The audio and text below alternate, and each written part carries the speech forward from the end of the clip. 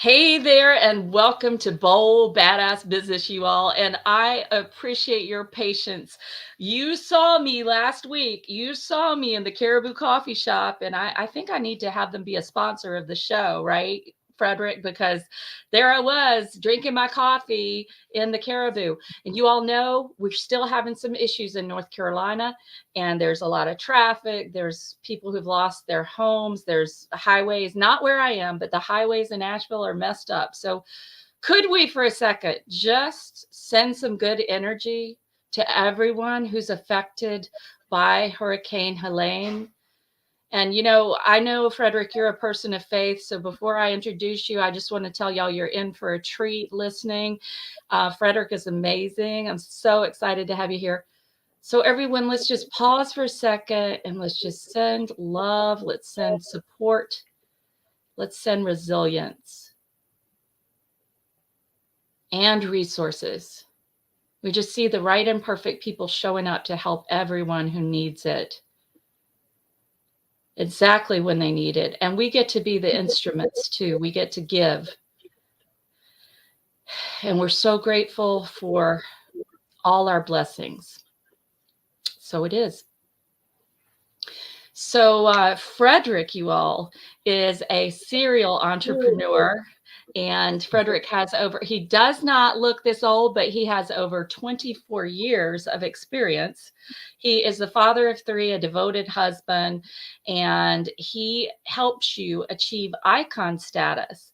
Now, I've heard Fredrick speak, and that was when I knew I wanted to have him on my show. Plus, you can't go wrong with someone named after Frederick Douglass. So, although the spelling of your name is different than his. So, Frederick Douglass is so important to all of us in humanity for his incredible slave narrative and just the freedom, just teaching everyone that we all deserve to be free. We all deserve to be free. We deserve to be economically free and free in every other sense. So I'm really happy you're here, Fredrick, and I can't wait for us to talk about how to clone yourself and grow your business without going crazy, because I had one of those days. Welcome to the show. Thanks so much for having me. Fun fact, actually two fun facts. One, I used to spell my name just like Frederick Douglass does with the extra E. Up until I was about 35 and two S's. Yep. Well, I always knew he had the one S, but I thought I had the extra E up until I was about 35 years old. And I had to send off for my birth certificate and realized I've been misspelling it my entire life. So, well, I dropped the extra E in my name, but. Well, here's the beautiful thing is you didn't misspell it. You made it unique. You made it yours. Yeah. I was always me, but now then I became more authentically me by spelling myself. Yeah. Right. So anyway, and the other interesting fact is that Frederick Douglass was also an entrepreneur. Yes. A lot of people know him as an abolitionist, but he was also a publisher, writer, and a very successful entrepreneur. So I think I'm glad you mentioned that. And he had multiple irons in the fire, which is what everyone needs to do to succeed, because sometimes one thing is going to be up and running and the other thing may go drop a little bit based on what's happening with trends and the economy.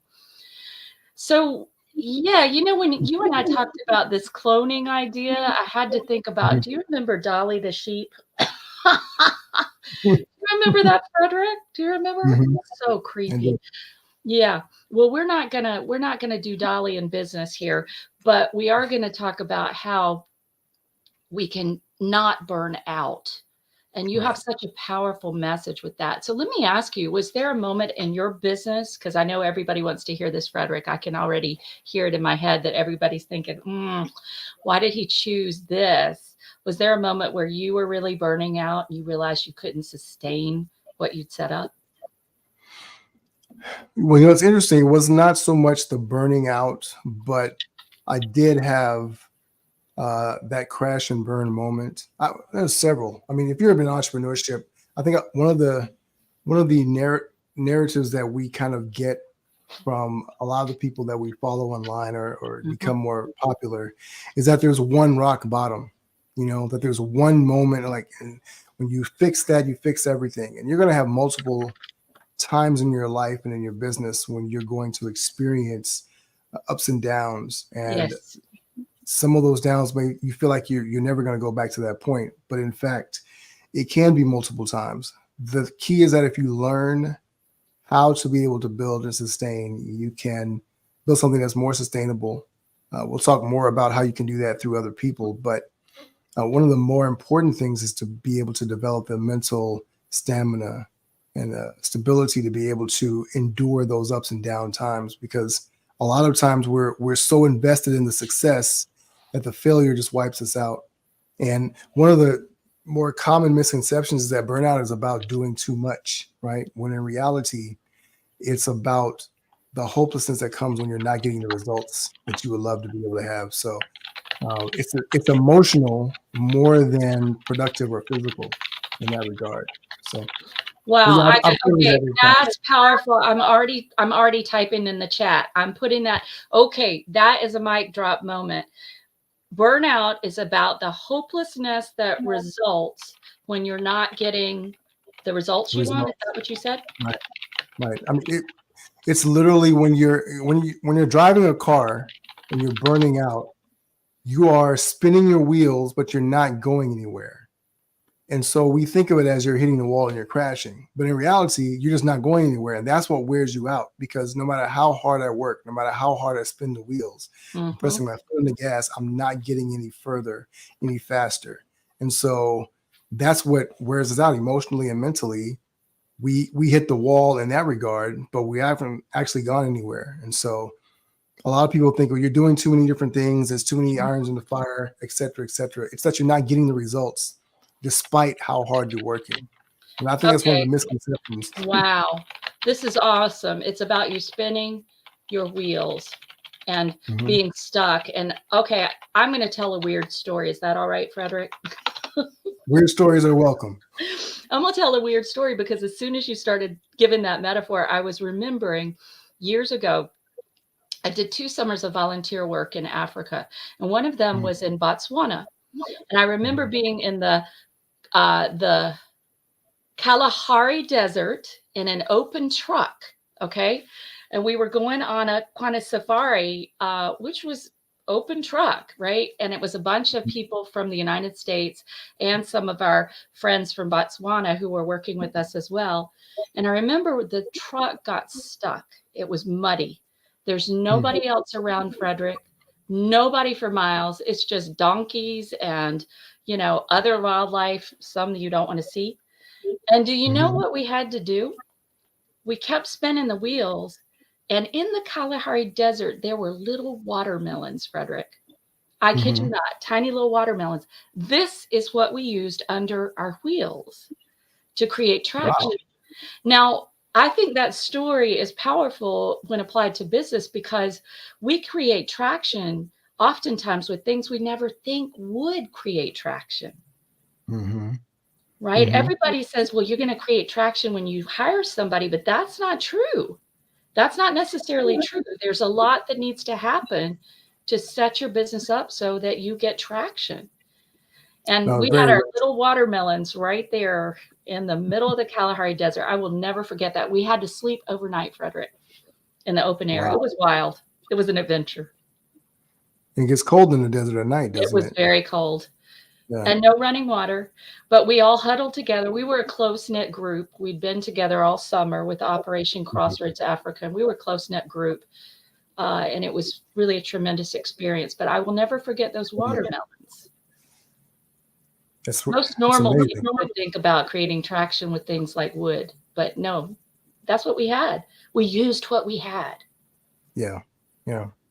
I think the resiliency and resourcefulness that is required to be successful in business is a skill that, it serves you well in life, no matter where you are, no matter where you are in the world, the desert or otherwise, right? Absolutely.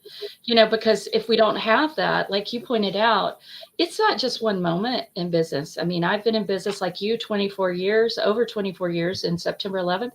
And there are multiple times I can say, oh my gosh, there was a moment that was kind of just I wouldn't say a bottom moment because my business has always been profitable, but there were moments that were defining moments, let's put, and not in the easiest ways.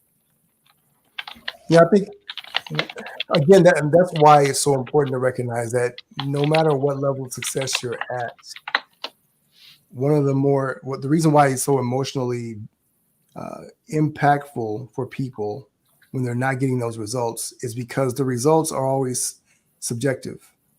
So it oftentimes isn't just what you've done or what you're accomplishing, because, entrepreneurs represent about 1% of the population.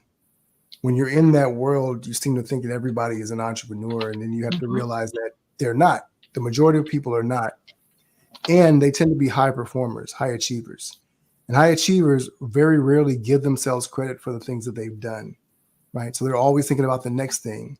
And so the most dangerous aspect of that is that you're always comparing yourself to where you think you should be or where you wish you were, and not looking back at how far you've come and giving yourself credit for that.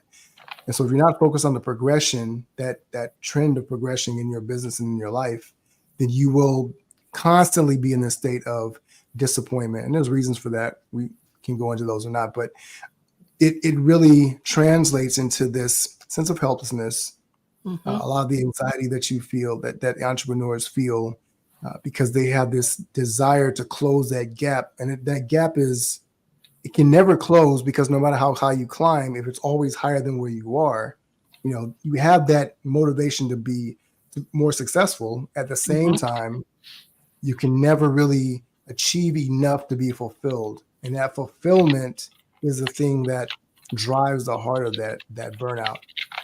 Yeah. And as we discovered kind of working with clients, and you see this with entrepreneurs everywhere. You see this with people who are very, very successful, right? Yes. You see them take their lives, they lose family, relationships, and things like that. And so one of the things that we work to help people to do is to recognize, build the structure and the frameworks that allow them to be able to be successful and to be able to get more while doing less, spending less hours every week working, I like to say being obligated to work, so you don't have to do the work. You can do it out of love and not out of necessity or obligation. I love that. Yes, because, work for me is a 4-letter word.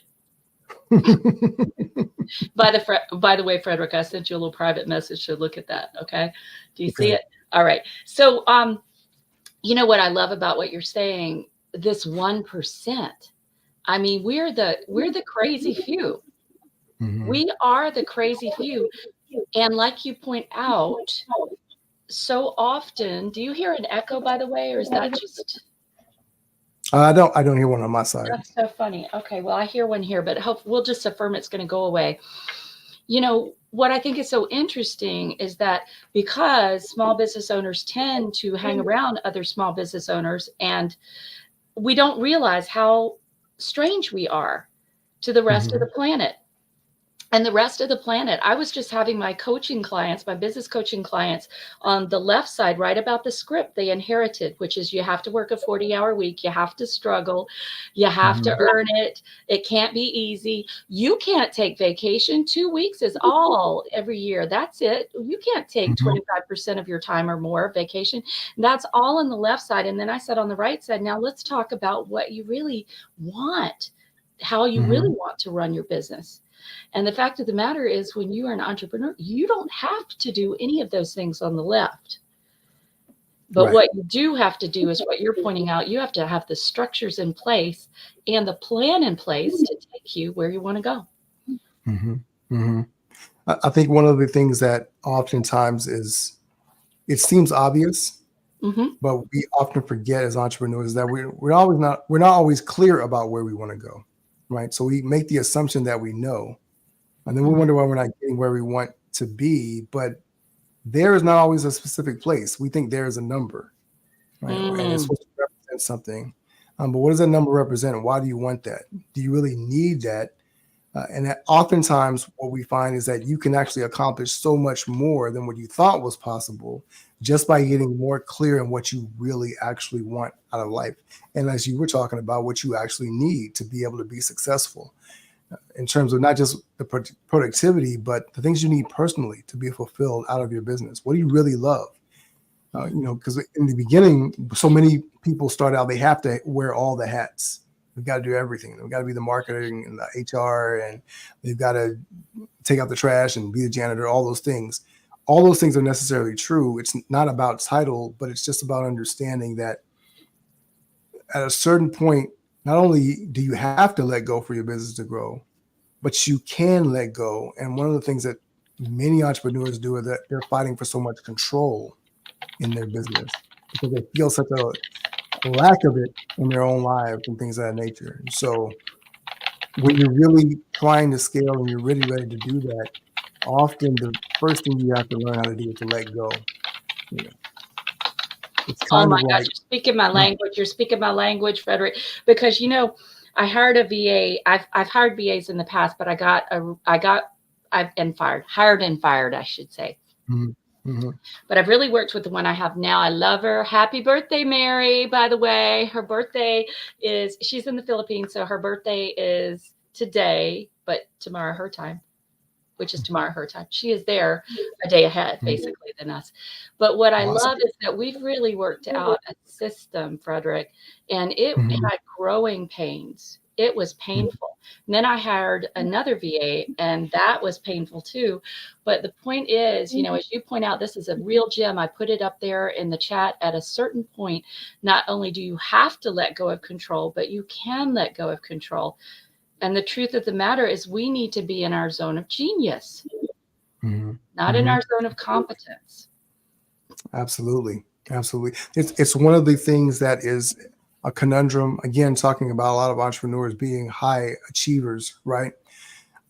The reason why so many high achievers struggle with this concept is because they get the high or the validation from getting the credit for doing the work, right? So this is why a lot of them are really great at school, right? Or if they're not, then they're really great at being the technician in the business.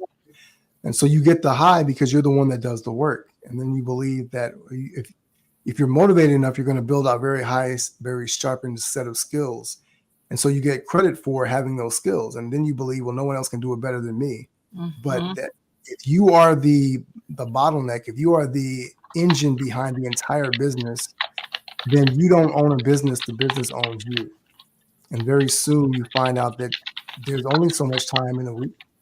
And you get to look at the analogy, right? If you look at Elon Musk or Warren Buffett, everyone has 168 hours in a week.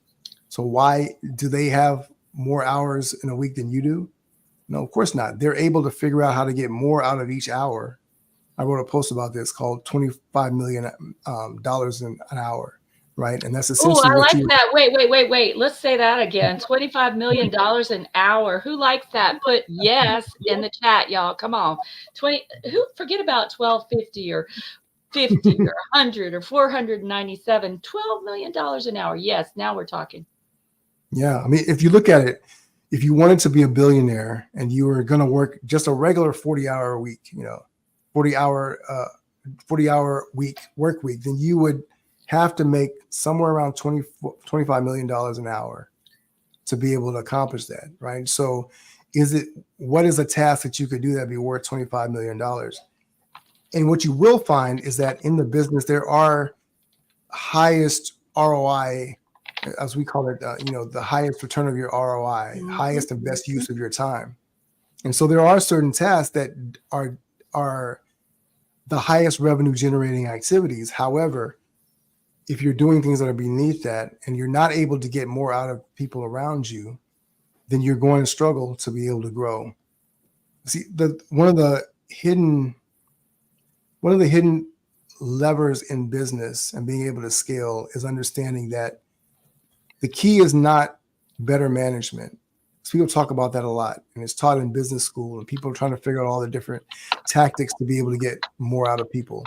The key is what we call optimal leadership. Optimal leadership is about inspiration. It's about getting the energy out of people. Management is about control, and control restricts people.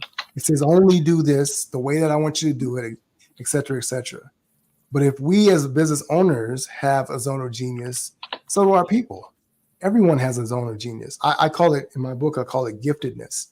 And it's about understanding that capacity to be able to create in a unique and powerful way. Well, everyone has that. How do you get that out of them? Because when people are fearful, afraid, when they are being restricted, when they're being controlled, they're only going to think in a very narrow, limited box. And what you want to do is you want to be able to take the lid off of that box and unleash their creativity, unleash their superpowers for the good of your business and for the good of the mission that you're on in your business, to be able to create exponential outcomes. And so if you're the one that's controlling all that. Yeah. Can I pause you for a second? Because I found something about exactly what you're saying. How do you unleash this in other people? And what I found is that I tell them the outcome I want, and they can get there however they want to. I don't care how they do it. They can stand on their head and sing, Yankee Doodle, whatever they want to do. They can do, as long as they get me to the outcome that I want. And it's so relieving to not have to micromanage, because I'm a big vision person. I'm not good at micromanaging. And so many entrepreneurs are not good managers. I have a great episode about that would interest you, Fredrick, and everybody who's digging what we're talking about. Go and listen to that one with Jim Schulman, because he talks about how entrepreneurs make the worst managers, right? We make the worst managers. And there are a lot of reasons for that he details. So Fredrick, let me ask you, okay, so one thing we do, this might surprise you, okay, is we get really real on this show, and I'm not saying you're not real. You're totally giving us great information here. So I want to know, let's bring it home to your experience in your business. What's a moment that you were like, OMG, what is a moment that you said, I have to do something? And what did you do to stop spinning your wheels and start scaling so you didn't go crazy? Well, there's a couple of things I did, but I'll tell you what that moment was. There was a moment several years ago when my wife actually had left her job and she had started a business, and I was supporting her in her business while doing mine. Things were not going well. She ended up having a breakup with the business partners there. And so we were in our apartment with our she was pregnant at the time. We just had a baby, and we're getting an eviction notice that's on the door. Oh my God. And I have to make a decision about what to do. I've got no money. Things are it's a really bad situation. And I remember I had a friend of mine on Facebook who was a coach. He was a sales coach, and he reached out to me about a program. And up until that point, I never invested in a coach. I never had anybody to guide me in my business. Funny enough, at this point, I'd already been an entrepreneur for multiple years. I was probably 10 plus years, 15 plus years, and I never had anyone to guide me. And so I took the leap. It was painful. Matter of fact, I didn't even have the money. I had to call my dad and borrow $500 from him to make the deposit. How old were you, Fredrick? I got to ask that. I know you're 32 now, and I'm 36. Oh no, there's no way you're older than me. So, how old were you? I just want it, because a lot of the listeners here are just thinking about having a business, and my whole thing is I don't want them to go get suckered in by some program that says it happens overnight, because we both know it doesn't. But I want them to have the real deal. And I want them to know, I also want you all who are in business, who are having a hard time, to know that you're not alone, that it's happened to all of us, And would you all give Fredrick some hearts? Because he's spilling his guts here. Like an eviction notice on the door. Your wife is pregnant. Was that, which kid was it? 1, 2, or 3? This is my youngest. Yeah, our youngest. So and how old were you? Like in your 20s or 30s? I was in my early 40s. It was several years ago. So this is probably 7 years ago. 7 years Yeah. ago. So that's not Yeah. so long ago. And look at you No. now. I mean, everybody, I want you to see, look at Fredrick now. But 7 years ago, you're getting this eviction notice. Your wife has broken up with her partners in business, and she's pregnant, and you're thinking, what have I done? I'm guessing. What am I doing? I got to go get a job. There was a lot of self-doubt, Mm, self-loathing mm, that was going on internally. As a man, yeah. we are all programmed to be providers and to care Yes. of our families, and really we take a lot of our pride and identity in who that is. And I know that was something that for me, I was really struggling with. Mm, Am I really a man if I can't mm, make this thing go? And there's an eviction notice on the door, and I've got to make this decision. But what I knew was that I couldn't stay where I was, because with the skill set that I had, with the information that I had, and I was I was a consumer. I'm going to every yeah. webinar. I'm, downloading every free PDF and everything Right. that I can figure out to be able You're to figure out what's resourceful. you know, Resourceful. I'm trying to find the hack. Yeah. I'm trying to figure out how do I, rig the game. And I Right. couldn't figure it out. So I made that step. And what it did over time was it elevated my skill set in sales. It gave me a different framework. And no, things didn't get better right away, but they did get better over time. And there's a much longer, more incredible story that I can't really get into, but we were able to dig ourselves out of that gradually and slowly but surely.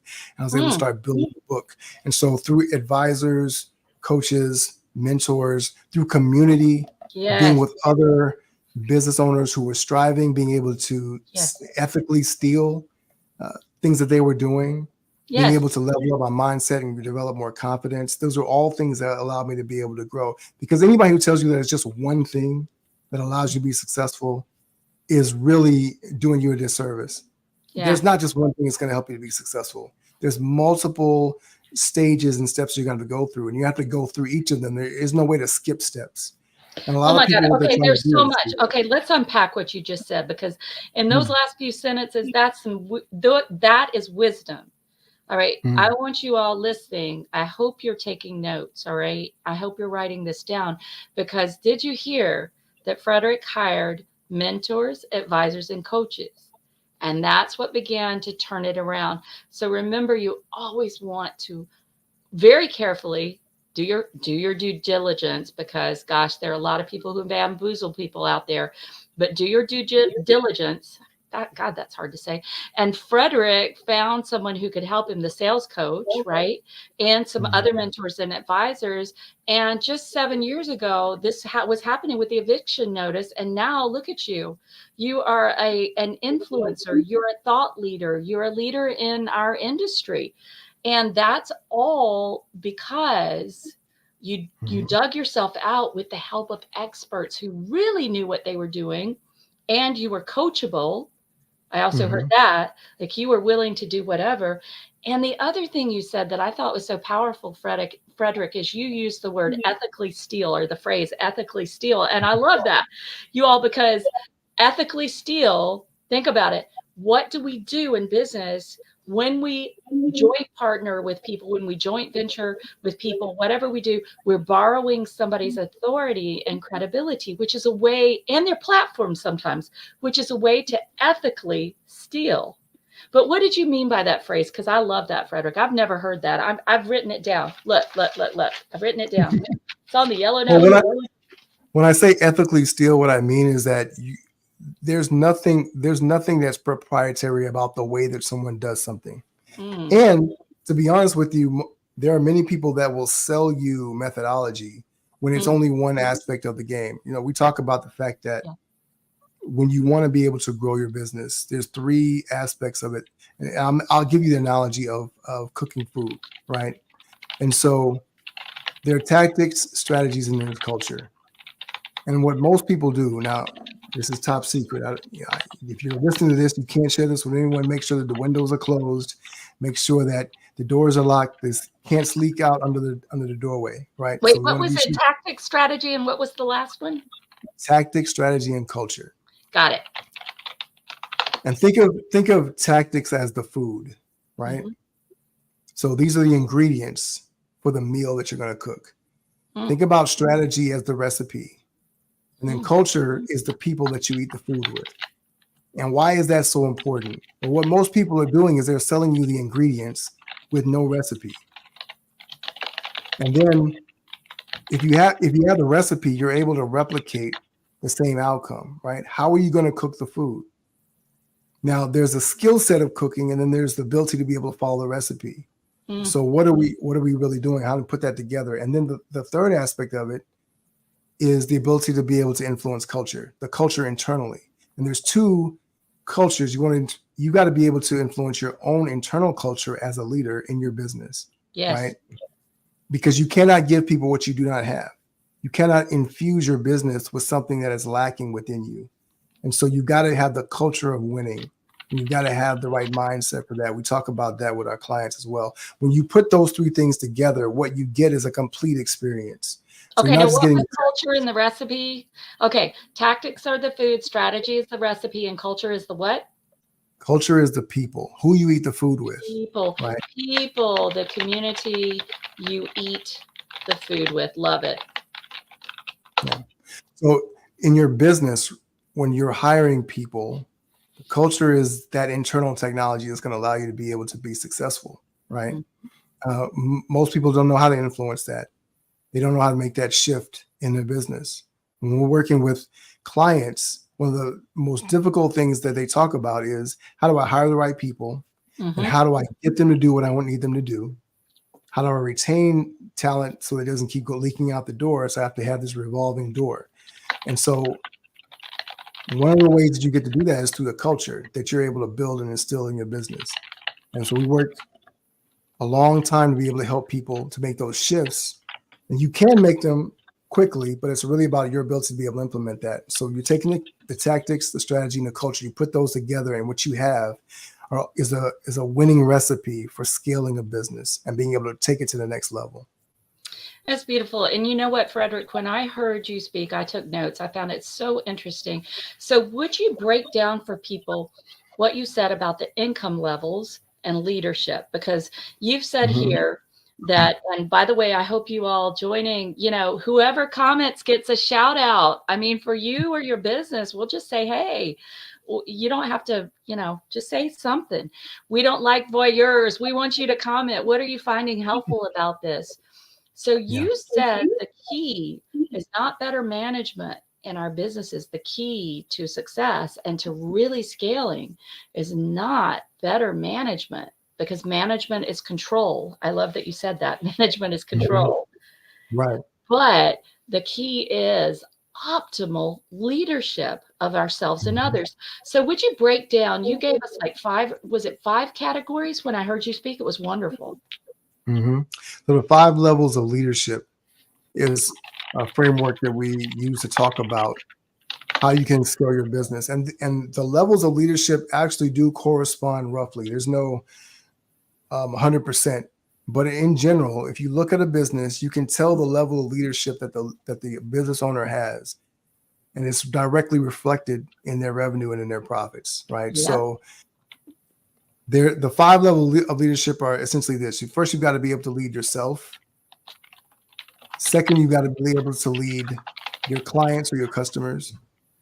Third, you've got to be able to lead your team. Fourth, you need to be able to lead the market.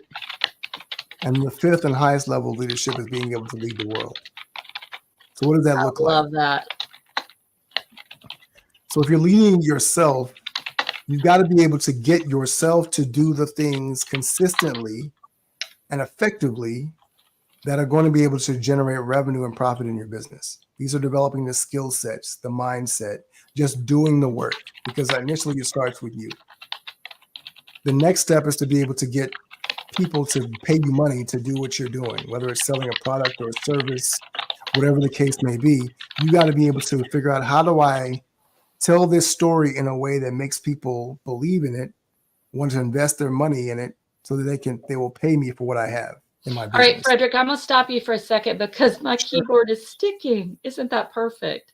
My keyboard decided it would stick, because obviously we need to repeat this, because not everybody is watching our very amazing faces on video. Some people are listening. So these 5 levels of leadership, you all, and this is what blew me away when I heard Fredrick speak. Number 1, lead yourself. And what usually is the corresponding income for that level, Fredrick? No, great. Yes, I'm glad you said that, so I can go back. So the first level leadership is usually $0 to $100,000, 0 to 6 figures, somewhere in that range, right? And you know the stats on this as well. Like about 50% of business owners never make more than $50,000 a year in their business, right? So most people are stuck about halfway there, which means that they have not yet mastered the internal leadership necessary to lead themselves.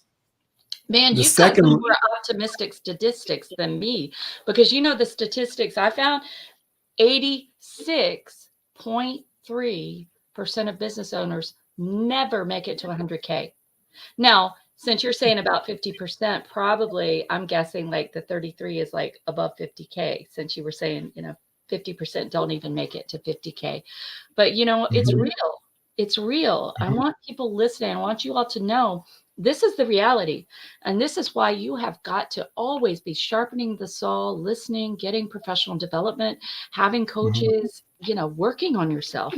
So the first part of leading yourself, is 0 to 6 figures of revenue. Okay. And the second one? The second one is roughly, again, 6 to 7 figures. Usually you can get stuck. Leading your clients and customers, yes? Right, leading your clients and customers. So your internal customers, basically. Well, for people who are going to pay you money to do your work or to buy your product, this is why most of the advertising, most of the marketing that centers on the entrepreneurs and business owners is about selling them a way to sell something, to make better marketing, etc. And most business owners get stuck thinking, well, if I could just fix my marketing, then everything will be solved, right? So I can just get more customers, that's it. And what you find is that when they get stuck at the third level, which we'll talk about in a second, it's because they've only gotten to the point where they can do this. And the funny thing about it is you can get to 7 figures and still not actually master this level. So you can buy the tactics, right? So you can buy the ingredients that can get you to 7 figures. The challenge is sustaining it without killing yourself, without burning out. And that's a very difficult thing to do if you don't have a very keen understanding of how to lead your clients, your ideal customers. So most people get stuck there on level 2. And that's, again, most people get stuck on level 2. Let's put that in here. I think that's so true. Well, actually, I would say that most people get stuck in level 1, but that additional like 10 or 13% that make it to level 2 get stuck there. Yeah. Right. What I'm saying is that most people who get stuck there, that's the primary reason why. Oh, I got you. I got you. Advance beyond that. Right. Gotcha. And level 2. All right. Okay. So number 3, leading the market. What's the rough, revenue generation there? So that one can be anywhere from 7 figures all the way up to 10, or even 7 all the way up to 8 or 9 figures. And so we're talking about anywhere from $1 million to 10 million, 10 to 100 million. I'm sorry. 7 to 8 figures. And here's why that happens. Because, again, most entrepreneurs, when they're in this state, now they've started to hire a team. They've got people. But if you got a revolving door of talent, if you don't have the systems and processes in place, if you don't have the proper structure for success, it's going to be very difficult to get out of that stuck in the mud sort of syndrome. So you can get to a level where you're doing things, but it's very difficult to make the shifts necessary to be able to elevate beyond 8 figures. And so you have people that are doing, 4, 5, 6 million, 8 million, but it's difficult for them to be able to do the chin up on 10 million and above. And so that's a very difficult challenge. Understanding that in the marketplace, to be able to distinguish yourself from your quote unquote competitors. We don't use that word, but I use that because I know your audience, many business owners are thinking about that in that regard.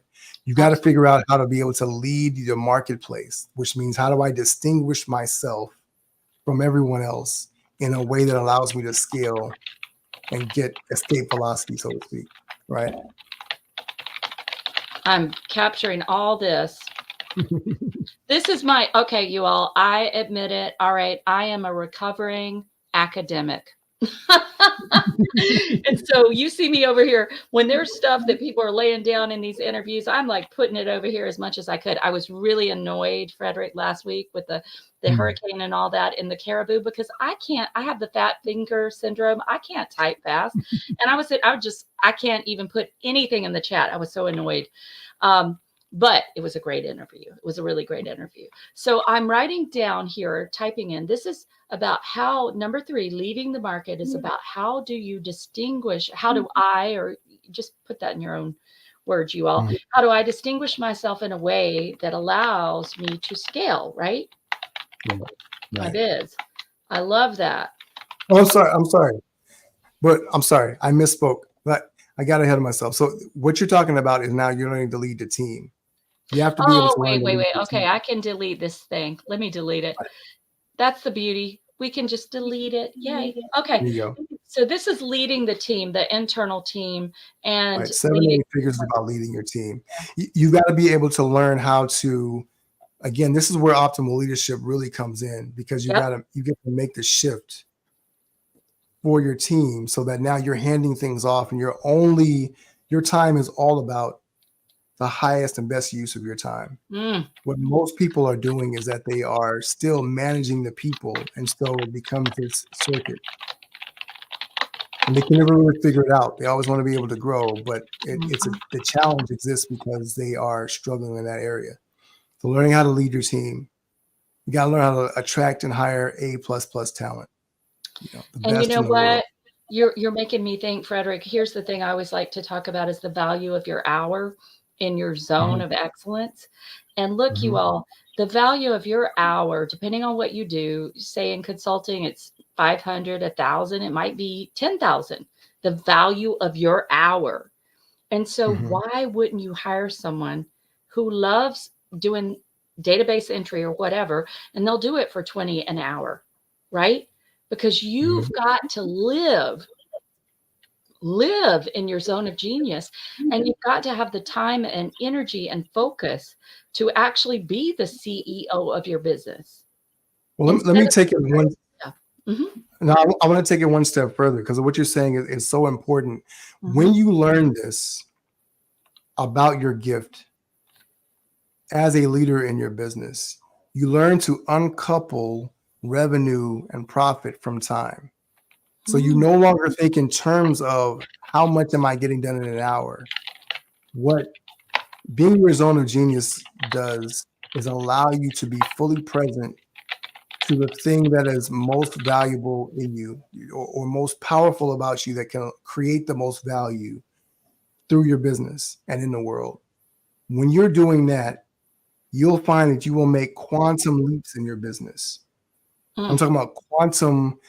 We're not talking about just exponential, multiples of multiple, right? So 10x on 10x. And the reason why is because one of the keys to being able to be successful in your business is to do what we call RTO, get results through others. Right? So when you can do that, now you're not dependent just on your gift.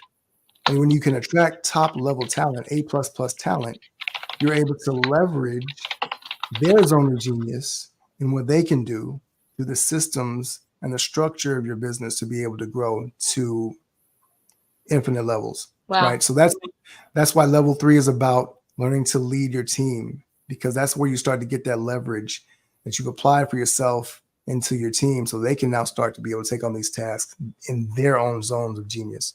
All right. So I want to stop for a second. I want to speak to the beginning business owners because, all right, Fredrick, I think I told you a bit of my story. I really started my business 24 years ago with $1,000 and a lot of boobs, not a lot of balls, because that didn't apply to me. right? I wasn't married. I had 4 mouths to feed. They were all rescued animals, right? And I was hungry, as we say in the South, all right? And here's the thing, I was hungry, y'all. It's spelled Hangrywy, I think. Hungry. So I was hungry and I had to make it happen, and I became profitable in that first quarter because I had to, right? I'm so grateful for that. But here's the thing, you all. Those of you who are wanting to start a business, most people, when they think about this, here's what they do. They have this whole circle of their time, those 168 hours that you referred to, Fredrick. And do you know how much goes to their dream, to their actual passion, to what God put them here to do? Maybe, if you're lucky, 1%, 2%, 3%. Now, I want you to listen to what Fredrick is laying down, because he's talking about RTO. I love that. Results through others.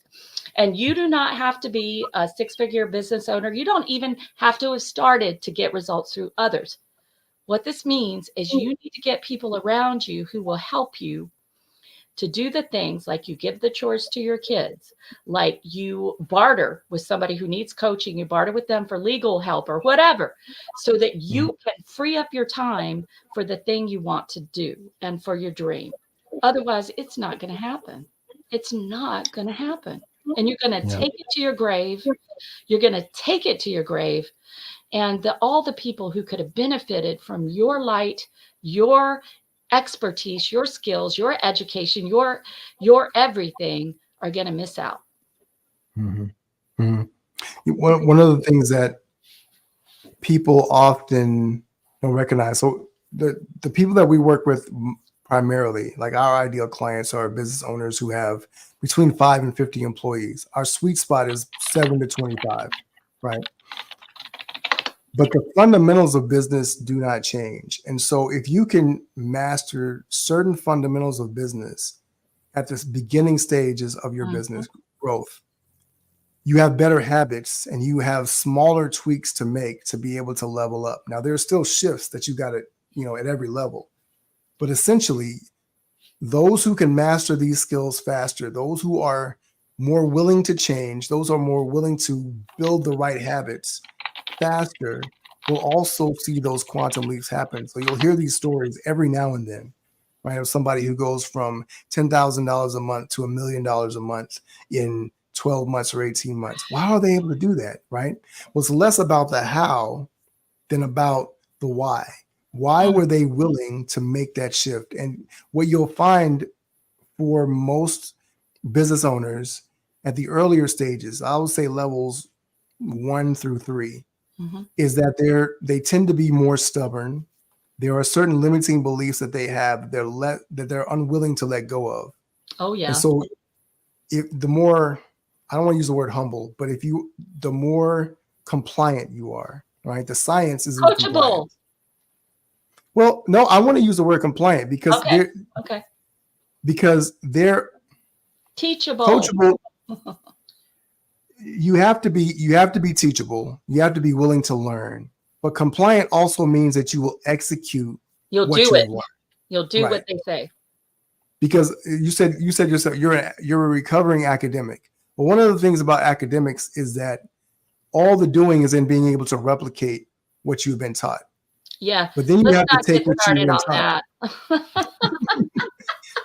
Because Fredrick, the next level, once you graduate, if you want to be able to graduate and you want to be able to actually implement it in the real world, you have to be able to take it, excuse me, and put it into real world situations. Right.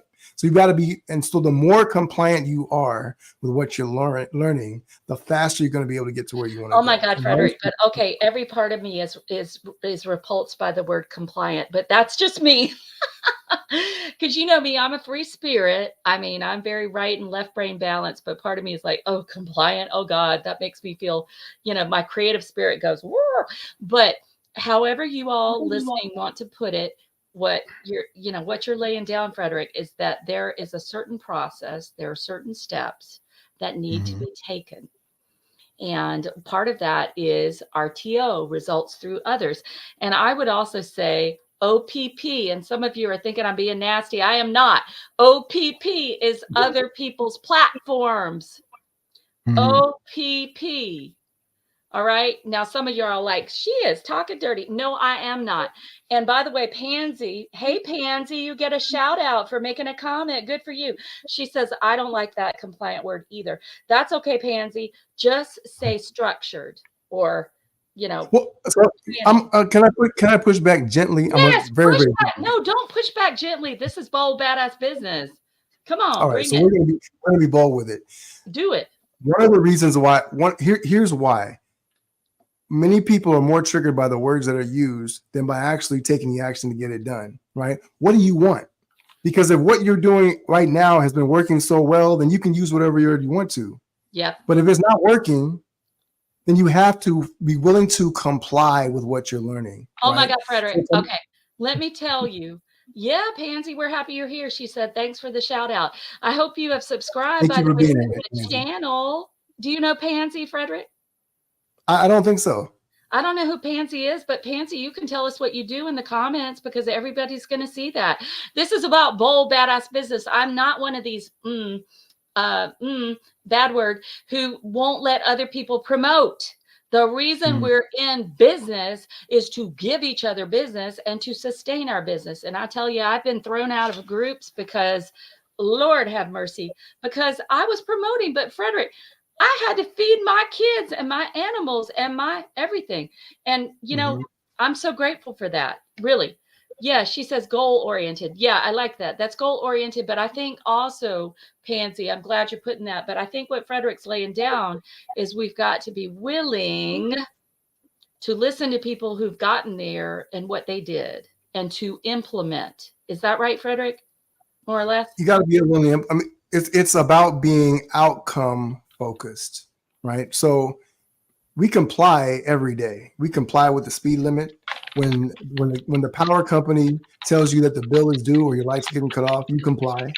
When the bank tells you that you need to put certain things on the deposit slip to make sure that you get your money, you comply, right? When the IRS says that it's tax season and you got to, fill out your taxes by a certain date, by April 15th, you comply, right? Yeah. Because the outcome, we are very clear what the outcome is, what the consequences are. So we comply when it comes to the consequences, but we do not comply when it comes to the things that we want the most out of our lives. Right? We talked about being clear about what it is you want. If what you want is not bigger than the word comply, then, don't comply, but you can find whatever it is, but we have to be willing to be rigorous with our execution and our implementation. And most people are very loose with it. If I feel like it, maybe today, that's where the inconsistency comes in. And that's why mentorship, by coaching and having an advisor in your corner is important. I'll give you a perfect example. If you are taking a road trip in a car to a destination you've never been to, you put the address in the GPS. And then when the GPS tells you to take a right turn or left turn, what do? You comply. Yeah. Because it's telling you where to go. It can see what you cannot see. It can go around the curves. If you look at GPS technology, it stands for Global Positioning Satellite, right, system. So it's above you looking down from a 40,000 foot view on everywhere that you're going to go in order to get where you want to be. Most business owners have never been to the next level of where they want to be, right? If you're starting out, you've never been to six figures. If you had multiple businesses before, right? Even then, you'll find that the most successful people are always surrounding themselves with people that can give them guidance, that can make things easier. Why do we talked about that at the beginning. People smarter than them and further along than them, right, Fredrick? All the time. I love to be the stupidest in the room. Seriously. No joke. And there will come a point in your business if you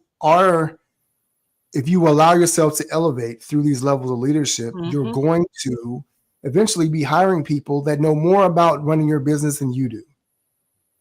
It's just how it is. That's why the leadership, tell them where you want to go, and they're going to figure out the how. Right. Because if you have to be the one that controls the outcome through them, the business is only going to go as far as you personally can take it. And again, 168 hours in a week. Right. So somehow Elon Musk and Warren Buffett and Jeff Bezos and Steve Jobs before he passed. Oh my And God, all those are these all men. people. Fredrick, how about some women? Come on, give me some women. And Sarah Blakely from Spanx, you Martha know, Stewart? I don't well, know. Martha Stewart. Yeah. I mean, she They had a lot figure of out time in ways. jail, right, Fredrick? Yes, that was the case of not of doing too much on her own in some regard. Maybe, I don't know. But Allegedly. yeah, Sarah Blakely is amazing. I've heard her speak, and her story is incredible. I think also of Jamie Kern Lima, who sold It Cosmetics. Oh my God, what a story. Because when she went on the Home Shopping Network, they're like, well, before she went on, she had this male executive say, well, we don't really have women who look like you sell cosmetics, because she was she was a plus size woman, beautiful woman, not fat, just curvy.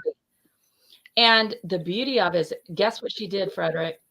She sold It Cosmetics, and she sold it for millions, billions even, to L'Oreal. Oh, Yeah. hello. And she got back to that guy who had said this thing to her. Oh, wow. Oh, Yes. yeah. Her by the way, her books are amazing, you all. I want to get her on the show. Who would love for me to have Jamie Kern Lima on the show? Like, she wears a lot of makeup and I don't, so she'd probably think I'm like, I don't know what she would think of me, but I don't care, because I will put the lipstick on for her. I will. But Jamie Kern Lima, she speaks now with Tony Robbins, Dean Graziosi, all the greats. And she's such a kind person. You can just feel that. But that came out of her having that experience of somebody just trying to squash her, and she didn't let it happen. Yeah. I think that's a great illustration of one of the things you continuously have to do is learn to use different things as fuel, right? Yep. Instead of letting it be an obstacle, you got to let it be something that's going to charge you up and it's going to push you forward. The thing about it is that you want to be careful that it doesn't consume you. But at the same time, there is a level of obsession that you have to get to. And so instead of it being an obstacle, let it be your obsession that drives you forward towards your mission. Passion. I don't know. When I think obsession, I think OCD, and that sort of scares me. So, Fredrick, oh my God, I told you before we got on, remember we were like, oh my God, well, we'll just go 40 minutes. We're at 57 minutes. I told you we could like do a business slumber party and we could keep going. This is great stuff. Have you all loved this? Oh yeah, Pansy says, I'm not in makeup. I've seen her on Tony, and yes, indeed. And you know what? Her books are amazing, Pansy, and her story is so amazing. And I feel like she has such a sweet spirit. She grew up in the beauty industry because she was like a little child beauty queen, beauty princess, whatever. So, I mean, I get it. I get why she does that.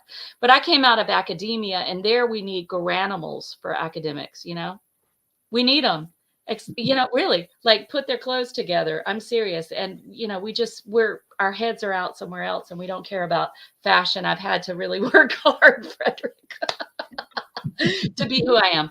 But you all right, we have to end. But before we end, oh my God, Fredrick, 4 and 5, really quickly. We said number 3, leading the market can be 6, 7 figures up to 8 figures. How about 4 and 5, really quick? So yeah, we were correcting that one. So it's leading the team is 7 to 8 figures.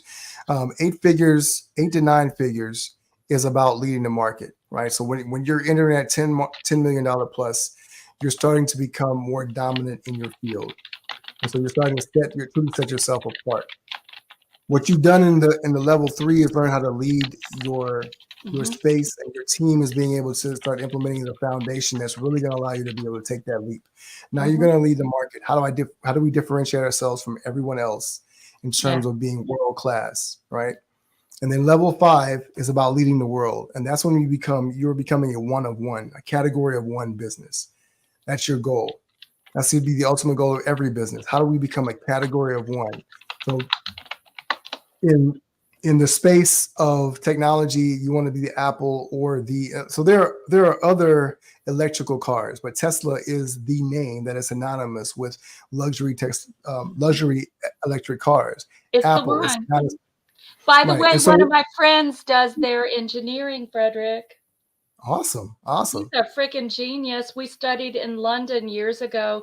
He's all over the world for Tesla. I mean, yeah, and he's just the most amazing, fun, interesting person with a perfect SAT. Mm. Oh, wow. Oh Yeah. yeah, Well, I mean, he sounds like an A plus plus player. That's one of the yeah, keys to being able to be able to scale your business, to be able to attract that level of talent. So I'm sure he's one of the things that's attractive to him is that he's surrounded by other people like him who can be absolutely. able to sharpen his skills, and he gets a great experience working there. And you can see the results, right? But Tesla's one of he's the most so down valuable to earth, companies in and the I world. love that, Fredrick. I mean, could we please, however wonderful and expert we get, could we please always be a person who strives to help others, especially people just Absolutely. starting out, you know? Like, I know you Absolutely. probably have stories. We could do a different episode on this. I'm getting tears in my eyes thinking about some people who just really mentored me, and they didn't have to, and they did it for free. And I'm Mhm. so grateful. So grateful. So I love it. All right, Fredrick, we have to end. Oh my God. I can't. We're okay, you guys. If you want us to keep going, you have to say yes. But here's what's going on. Bold Badass Business has something special for you. Something special, very special. And that is everyone who comes on this show is such a giver. And you all, I have huge people like Fredrick, like Bob Burke, like Natalie Ledwell, who just give, give, give. And we have the Bold Badass Business Freebie Vault. Here's where you need to access it. I'm going to put it up here. I'm so happy I can actually do this week because I'm not in Caribou Coffee trying to ride out a hurricane. bit.ly/free from Dr. B. All right, it's right up there in the comments. This is where you go to get access to thousands and thousands of dollars of incredible gifts.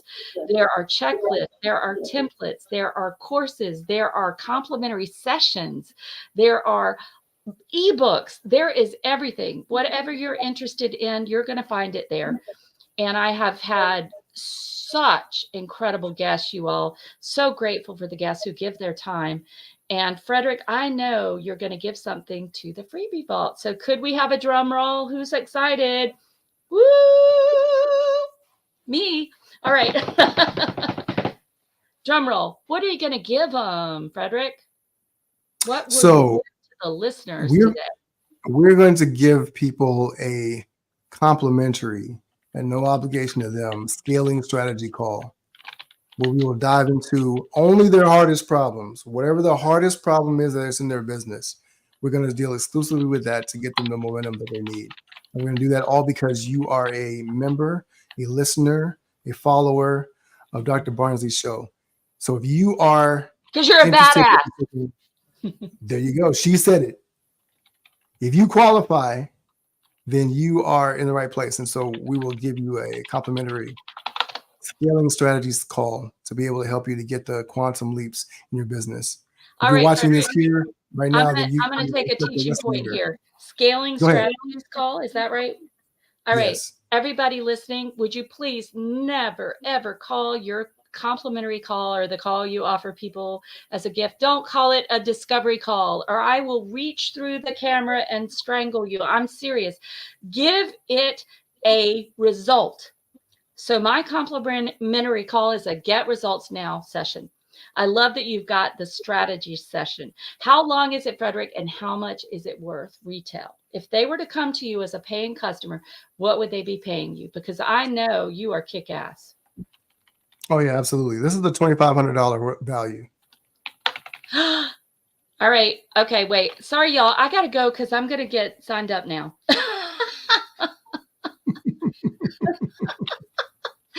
got to raise. Oh my Lord, Fredrick. You know what I see? My get results now session is 25 minutes, and I've put the value at $497. I need to change that, don't I? Well, yeah, the value is. I'll ask you permission. Can I coach you on this? So I'm up in that. Thank you, Fredrick. You're Thank you. welcome. Listen, here's the thing, you all. There is no one, those of you listening, I want you to really hear this, and I want you to hear it with your heart and your mind. There is no one who has the education, experience, skill set, and all the just life experiences that you have. Nobody else has it. And what I always say in my presentations is we want to find the fingerprints of your business. Why? Because you're the only one who has those. And again, I'm going to bring it right back to the fact that being a badass isn't about whether we necessarily always succeed, because we don't, right, Fredrick? We fail. You had an eviction notice 7 years ago on your door. And look at you now. Yeah. I had a time I had to get daycare when I was a single mom years ago, and I had to go get daycare from social services because I was recently separated and I couldn't do my business without daycare. Years ago. I'm so grateful for that experience. I want you all to hear, those of you who are going through trying times, you're a badass for being here. But the thing is, you keep going and never be ashamed, but surround yourself with those A players that Fredrick was talking about. Give yourself the people, take advantage of his session, the strategy session. And this will be available, you all, at bit.ly bit.ly/free from Dr. B. That's DRB. And you'll not only have access to Fredrick Douglass Bussey's wonderful session there, but you're going to have so many other amazing gifts, because that's what we want to do. My goal in this whole Bold Badass Business Show is I know that a lot of entrepreneurs or would-be entrepreneurs don't have a budget for professional development, at least not yet. And I am committed to you getting the support, the inspiration, the butt kick that you need to give your gifts to the world. So, Fredrick, I know, tell us, hold up your book. Wait, we didn't talk about your book. Hold it up. Hold it up. Oh my God, this is like the longest interview I've done in a long time. I told you we were going to go long. There you go. Breaking Orbit. Beautiful. Rip out of the regular by unearthing the power within. And just teach us all about how to discover your gift, your superpower. It's available on Amazon. Yeah, on Amazon. Yeah. Fredrick Douglass Bussey. Yeah. Grab your copy.